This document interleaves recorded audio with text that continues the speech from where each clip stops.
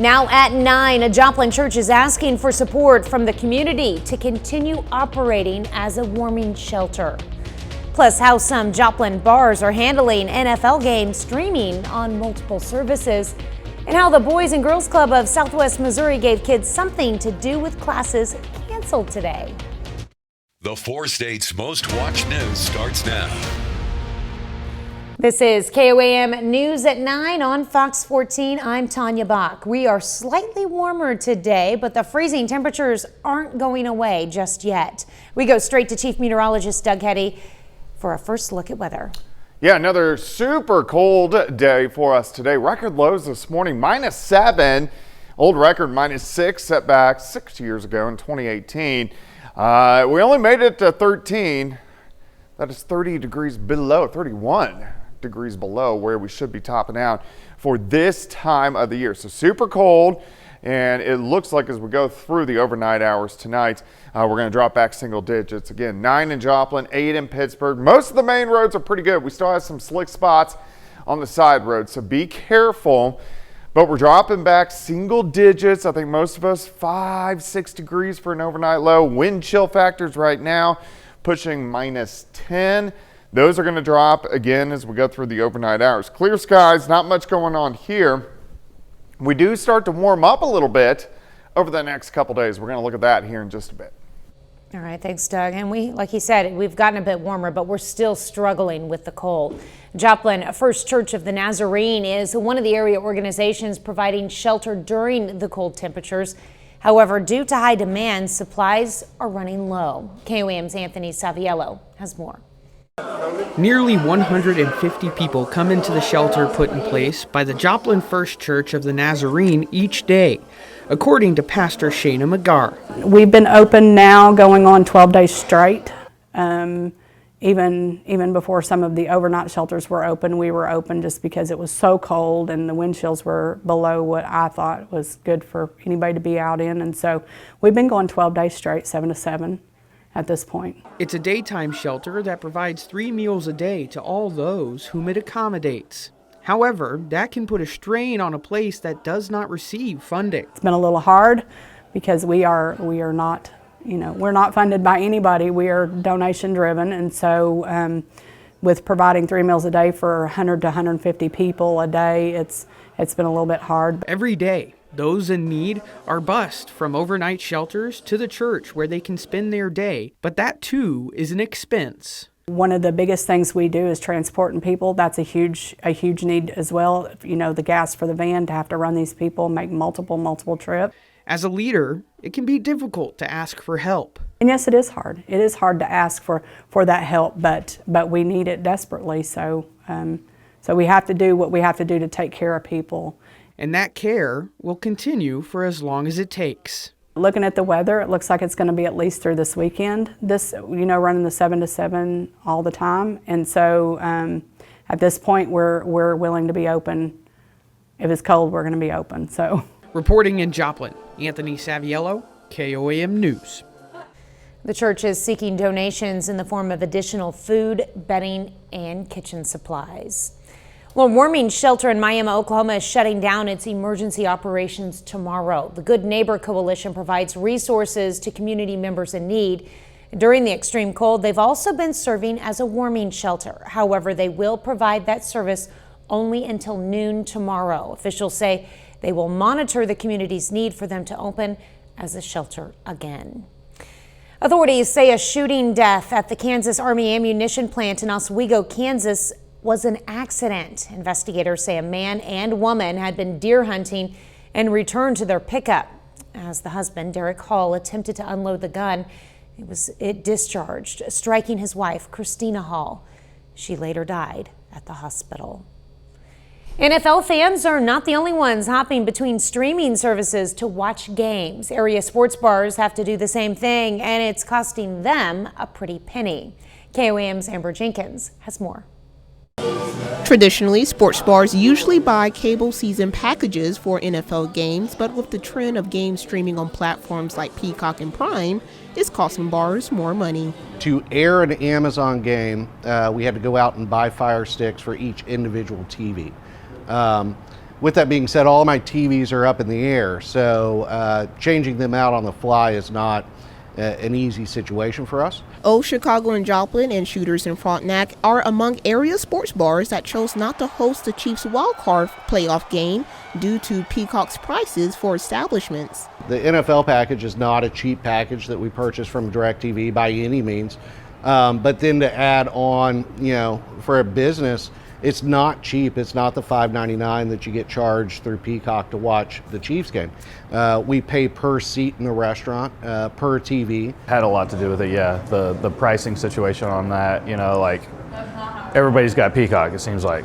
But you bring it into a restaurant or a business, then they want to charge you more for it. Even when a sports bar shells out money to host a streaming game, they might not get their money's worth. I even remember going to another restaurant here in town locally to watch UFC fights, and it was glitchy, so. Despite not hosting games because of pricing, the managers say they're still putting in effort for customers. So, if we have the Chiefs, we're going to dedicate more TVs to them versus, say, the Bills or the Packers or somebody along those lines. We try to, yeah. We try to accommodate to our customers. Amber Jenkins, KOAM News.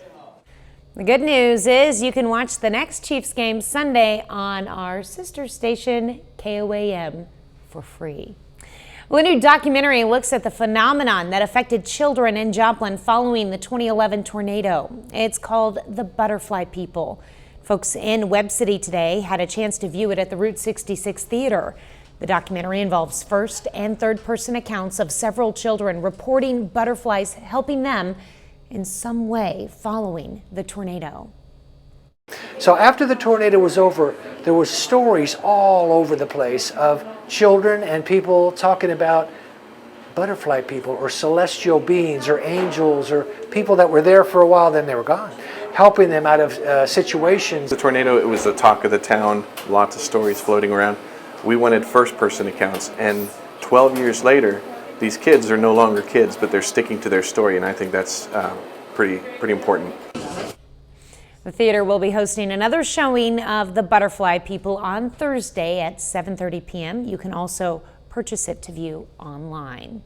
The Boys and Girls Club of Southwest Missouri opened its doors for some snowbound kids today. The club opened for all members from 7 this morning to 6 this evening. For parents, the club's provided a safe place to send the kids who might have been cooped up in the house for too long. We rallied some staff who were available to hang out with the kids today, just so they could move and run around and parents could go to work because everyone's been stuck home since Christmas break, basically. The kids have hardly had any normal school days. The organization says it had about 80 students show up, ranging from kindergartners to teenagers. Coming up, we'll have some tips to make sure you're getting plenty of vitamin D. A new study published in the American Journal of Drug and Alcohol Abuse finds cannabis is not an effective treatment for opioid addiction. Researchers say this conclusion is significant because a number of states have authorized medicinal cannabis as an alternative treatment for pain instead of opioids. It is estimated that opioid use disorder, and related deaths cost the U.S. economy more than $1 trillion a year. The pandemic caused no significant increase in preventable illness or deaths for children, but it did delay some diagnoses, especially for diabetes and cancer. That's the finding of Canadian researchers who compared data before and after the potentially deadly virus emerged. They urge education campaigns for parents and caregivers about important signs and symptoms in children who may need medical care in future pandemics. Well, it helps your body absorb calcium, an important building block for strong bones. But research has shown many adults and children in the U.S. do not get the recommended amount of vitamin D. Mandy Gaither has more on the impact it has on a body and how to know if you are vitamin D deficient. It can come from fortified foods, and exposure to the sun can also help our bodies make vitamin D. When we don't have enough of it, there can be a significant impact on health. Skeletal issues, muscle function issues, immune system compromise, potential links to chronic diseases, and mental health effects. Dr. Matthew Goldman with Cleveland Clinic says this time of year, when there's less sun exposure, people are at higher risk for vitamin D deficiency, and many of the symptoms are often overlooked, including fatigue, bone or joint pain, muscle weakness, muscle cramping, and mood changes. If you're concerned you may be deficient, Goldman says to see a doctor for an accurate diagnosis and treatment options. The 25-hydroxy vitamin D blood test is the most reliable method for diagnosing vitamin D deficiency. Once you're aware of a deficiency, Goldman says you can do something about it. Eat vitamin D-rich foods like fatty fish, egg yolks, cheese, mushrooms, and milk. Healthy amounts of sun exposure and dietary supplements can also help. The recommended daily allowance for most adults is 600 to 800 international units, but some individuals may require higher doses, especially if they're deficient. It's important to follow your healthcare provider's recommendations and guidance because high doses of vitamin D can lead to toxicity. Well, Doug is next with a complete look at your forecast, and later it's day one of the Tony DuBray Classic in Liberal, Missouri. We'll have highlights from today's action.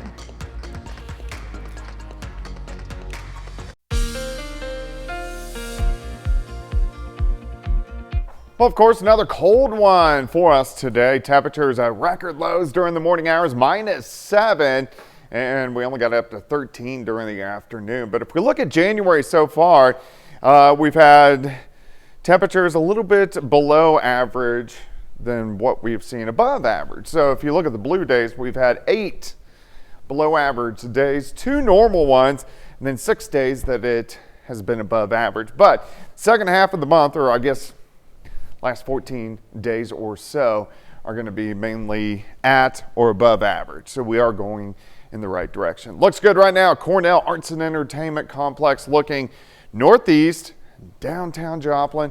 See the flags moving, so we still have a little bit of a wind chill out there. And of course, temperatures are cold. 7 in Cassville, 10 in Carthage, 9 in Miami. We have 9 in Pittsburgh, 9 in Nevada. Neodesha is sitting at 14 degrees. The Arctic air still very evident across the Central Plains, but this is actually going to start to lift off toward the east as we get into the daytime hours tomorrow. Look at our upper level winds out of Canada, but starting to shift toward the south into the east. So that allows this Arctic air to retreat over the next couple days. Look at the upper level winds, west to east. Unfortunately, late Thursday, we have a wave that drops through, could give us a few snow showers, and it cranks those winds out of Canada again. That means Arctic air returns for at least a couple days. But by the time we get into early next week, back to that west to east flow, we start to warm up. We actually have rain chances in the forecast for us next week instead of snow. So if you can just hang on a little bit longer, we're going to see some improvements. All right, it's cold tonight. It's also windy. We have the southerly winds kind of 5 to 10 to 15. That gives us a wind chill factor, making it feel colder than what it actually is. So right now it feels like -10 across the region. These are going to dip a little bit more tonight. By morning, most of us are going to feel closer to -20 degrees. As we get into tomorrow afternoon, they warm into that 20-degree range and then start to drop back again tomorrow evening. But at least our wind chill factors get better. All right, clear skies, nothing going on here. Here's our next wave, which will affect us on Thursday as it starts to roll out into the Central Plains. But until then, we look okay. It's just cold. We're going to warm near 10 by morning, most of us near 30 to 31 by noon. As we get into the afternoon, warmer above freezing, 38 in Stockton, Gravette 34, Miami 35, Chanute up to about 35 degrees. Clouds increase for us tomorrow night. Could get a few flurries, maybe a random snow shower by Thursday morning. But still, Thursday afternoon, we're going to make it mid to upper 30s, 36, 37 degrees. Then that colder air will start to filter in by the time we head into Friday. 35 tomorrow, 34 on Thursday, 19 on Friday. So it gets colder again, down to 3 on Saturday morning, back to 24 Saturday. And then 40s return for us next week, which is going to be nice with on and off showers. Well, hang on a little longer. Light at the end of the tunnel. Yes. Yeah, if we can make it through another dip. I'm just ready for tomorrow's warm-up. I know, for it's going to be nice. All right, thanks, Doug. Well, with the frigid temperatures and winter weather not going away, some schools and businesses might be closed on certain days. If you want your closings to show up on our website or scroll across our stations, make sure to sign up for our closing service. To do so, go to our website and click on the closings banner. You can also call our front desk from 9 a.m. to 2:30 p.m. Monday through Friday for assistance. Well, coming up, how conflict in the Red Sea is sparking concerns that gas prices could be on the rise. Attacks by Iran-backed militants in the Red Sea have effectively closed one of the globe's main trade routes to container ships. And now oil tankers are starting to avoid the southern Red Sea, and gas prices could begin to rise. Jen Sullivan breaks down its impact.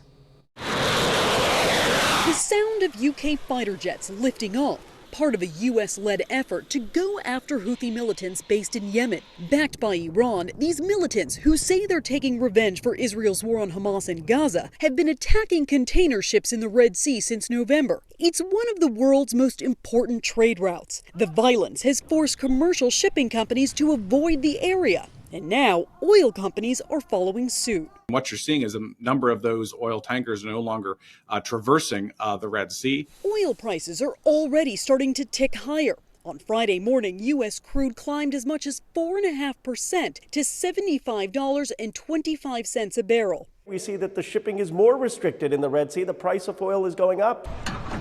Gas prices remain relatively low for now. According to AAA, the national price of gas was $3.07 on Monday. But low prices may not be around for long. We use about 100 million barrels of oil every single day, and that will certainly have an effect on price. Summer says roughly 18 million barrels of oil travel every day through what's known as the Strait of Hormuz. But the situation in the Red Sea is so tenuous that oil tankers and commercial ships are taking a totally different route, all the way around the Cape of Good Hope in South Africa. That adds days to the journey.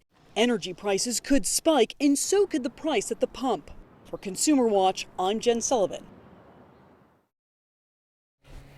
Well, a federal judge today blocked JetBlue's multi-billion-dollar purchase of Spirit Airlines. The judge outlined numerous concerns in his ruling, including increased fares for Spirit's customers who often rely on the airline's cheap prices. The Justice Department sued to halt the proposed deal last spring, arguing at the time the merger would result in fewer choices for travelers as well as higher fares. However, JetBlue claimed the merger would actually work to lower fares.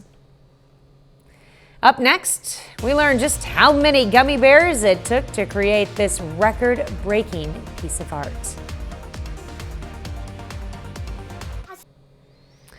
Haribo Gummies is now the proud owner of a Guinness World Record. On Friday, the German candy company announced that it has officially broken the world record for the world's largest gummy mosaic.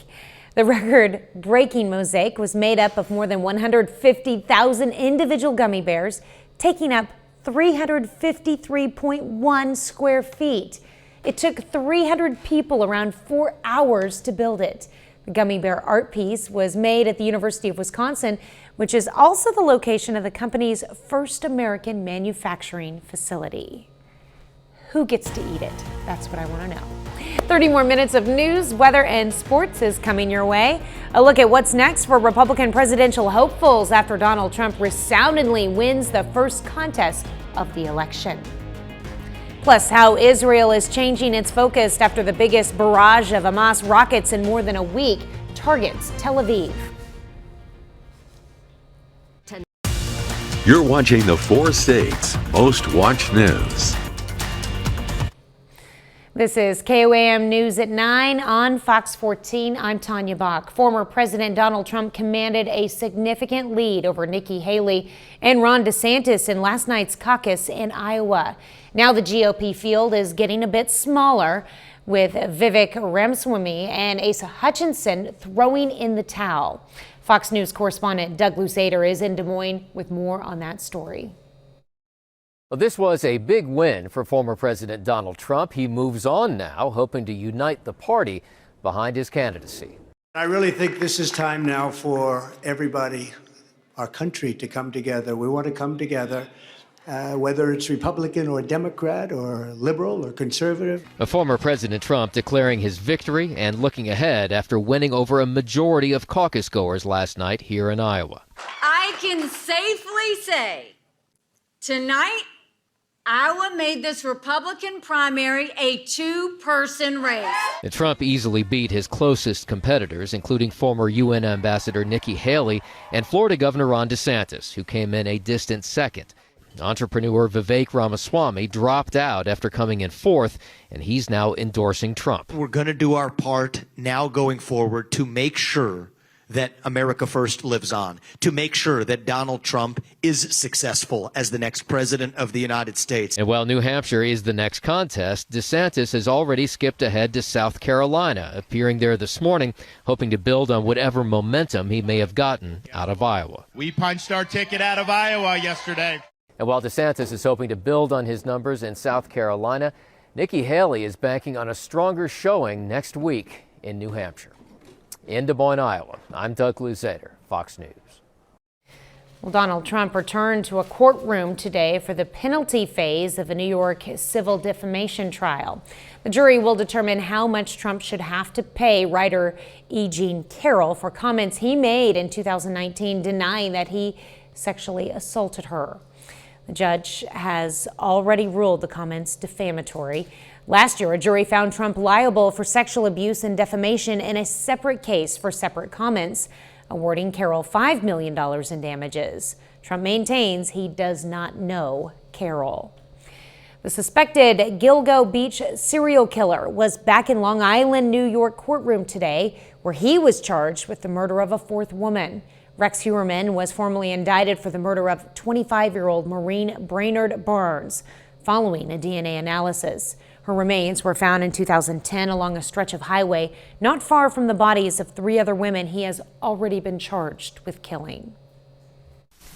While the loss of my mom has been extremely painful for me, the indictment by the grand jury has brought hope for justice for my mom and my family. The indictment says hair and a buckle from a belt used to bind Bernard Barnes is linked to Heuermann through DNA obtained from an energy drink from Heuermann's daughter riding a commuter train. The 60-year-old architect pleaded not guilty to all the charges, including this latest indictment. As the war in Gaza grinds on, Israel is focusing on its own security. Fox News correspondent Alex Hogan has more from Tel Aviv. As the war in Gaza grinds on, southern Israel is reeling from the biggest barrage of Hamas rockets in more than a week. Dozens of rockets fired at towns near the border, despite more than 3 months of an Israeli offensive aimed at destroying those capabilities. Residents say they're shaken but staying strong. It's not an easy situation, but there's no despair. We hope this situation will eventually end, that there will be quiet and no wars. But we are facing an enemy that is not easy. The attack came as Israeli troops in northern Gaza located more than 100 rockets, killing dozens of militants during the raid. Prime Minister Benjamin Netanyahu now working with civilian officials to repair the damage and prevent further attacks. We are determined to rehabilitate the communities, to return the residents to their homes, and to bring about prosperity much more than what existed even before the war. Meanwhile, diplomats are still scrambling to stop the war from expanding, but it doesn't appear to be working. Iran's Revolutionary Guard striking what it claimed was an Israeli spy headquarters near a U.S. consulate in northern Iraq. At least 4 civilians were killed in the attack. Iraqi officials are calling the claims baseless, and they're vowing to respond. The stance must be clear and unified towards these actions that affect Iraqi citizens, and the Iraqi government will take some measures. Israel's defense minister says the intensive maneuvering stage in northern Gaza is over, despite heavy fighting still being reported there. In Tel Aviv, Israel, Alex Hogan, Fox News. Well, a bit later, Iceland is dealing with yet another volcanic eruption. We'll see how their government is handling the response.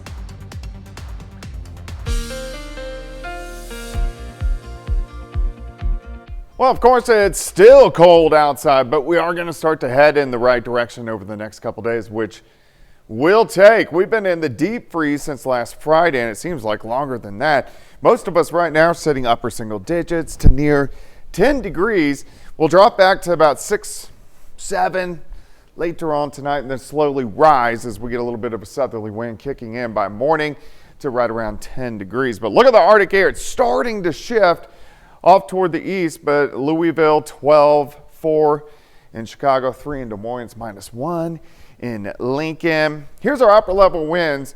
See how they're out of the northwest to the southeast, so it's kind of pushing that air a little bit farther toward the east, and as that upper level air kind of splits from west to east, tomorrow our Arctic air lifts out of here, and we just have regular old cold air across the region. Unfortunately, it doesn't last long because the Arctic air is looming up here. Here comes our system on Thursday. It sneaks in and it kind of pulls that Arctic air south once again as we get into Thursday night, Friday, Saturday. Then by Sunday, Arctic air leaves. We get into that west to east flow, and we actually get rounds of rain next week. We have numerous little waves, about 3 or 4 waves, which will affect us with chances for rain next week, and we don't have to deal with the Arctic air on top of us. A little breezy out there, southerly winds, but this is going to help us warm up. Also lowers our wind chill. Wind chill factors right now about -10. These could drop to about -20 at times later on tonight, and then start to moderate a little bit as we go through the morning hours tomorrow, and not as bad for our wind chills tomorrow, right around 20 degrees. Clear skies, not much going on here. Here's our next little wave out across the Pacific Northwest, which will start to affect us as we go into Thursday. Now, until then, we're going to be dry. Southerly winds. We warm near 30 by noon. By the afternoon, I think most of us 35, 36, 37 degrees. Pretty good. Some serious melting tomorrow. Clouds increase tomorrow night. Could get a couple flurries, a couple snow showers by Thursday morning, but still mid to upper 30s for highs on Thursday. Then that colder air sinks in Thursday night. We could get a few light little snow showers that press through, and then turning quite a bit colder as we go into Friday. Day planner for you tomorrow, 14 at 7, 29 by noon. High temp right around 35, which we can definitely take. Now, unfortunately, back into the teens for highs on Friday, Saturday in the 20s, and then by Sunday into Monday, we start warming back up. So 30s by Sunday. As we go into Monday, some rain chances back into the 30s. So it does look better down the road. 35 tomorrow, 36 Thursday, only 19 on Friday, 24 Saturday. Then 40s return for us most of next week. I like that. The yeah, sound of 40s are gonna be great. 40 sounds Everybody's got frozen almost pipes. like shorts weather. Yeah. I know. Yeah. So it'll be good. Feel for everybody out there. Yeah. For sure. All right. Thanks, Doug. Well, many pets have a nice furry coat, but that doesn't mean they're not affected by the cold. The American Veterinary Medical Association says most pets are susceptible to frostbite and hypothermia and need to be kept warm when outside in the frigid temps. For dogs, shorten walks, check paws for cold weather injuries, and put a sweater or coat on them. Well, coming up in sports, Liberal High School hosts a basketball tournament featuring several teams from Kansas and Missouri. John Dales has highlights from several of those games and more up next.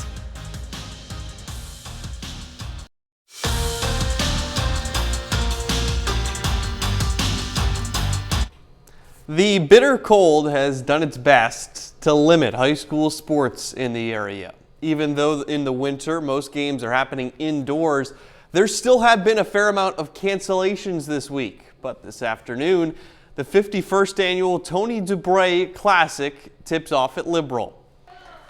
Colgan boys basketball playing Thomas Jefferson in the 1-8 matchup in the opening round of the tournament. And from the opening tip, it's all Panthers. Tristan Voss knocks the ball ahead to Jack Schremer. He scores the first points of the evening, and Colgan would not surrender that lead. Schremer gets a steal, kickstarts the fast break. Karsten Simmons finishes it off with the layup. Panthers score the first 10 points of the game. Then Ethan Renger, with a foot on the line, gets the Cavs on the board. That's late in the first quarter.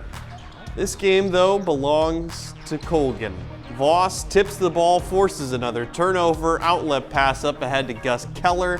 That's another easy layup. Colgan leads 22-5 at that point. Then Keller with another. This time, tough finish in the lane. The Panthers dominate in their tournament opener, 66-16. They take down Thomas Jefferson. The host team of the tournament, Liberal, on its home floor, facing Sheldon.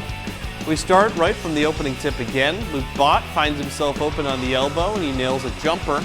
Gives the Bulldogs the first points of the night. Couple possessions later, Sheldon trailing by 3, but sophomore Aiden Bogart ties things up with a nice looking shot. Liberal back up by 2. Bott in the same position takes a dribble inside and connects on the floater. Gets the friendly bounce. Then the Bulldog defense gets a steal, and Justin Payne knows exactly what to do with it. Hits a layup with a hand in his face. Liberal up by 8. Late in the first quarter, lead trimmed to 6. Payne finds Bott, this time for 3. Nothing but net. The Bulldogs coast to a victory in the quarterfinals over Sheldon, 68-28. They'll play Colgan on Thursday. Meanwhile, in the other gym at Liberal, temperatures about 30 degrees colder as Galena faces Northeast. Offenses starting understandably cold. 7-7 tie entering the second quarter. That's when Jack Perry started to heat up. He hits the 3 to put the Bulldogs up 7. Midway through the quarter, a couple minutes later, it's Perry again. This time, fall-away jumper puts Galena up by 9. Vikings need a response. They get it in the form of a Jonas Sparks corner 3. That cuts the lead to just 4. Right before halftime now, Galena with the ball on offense, and it is Perry again.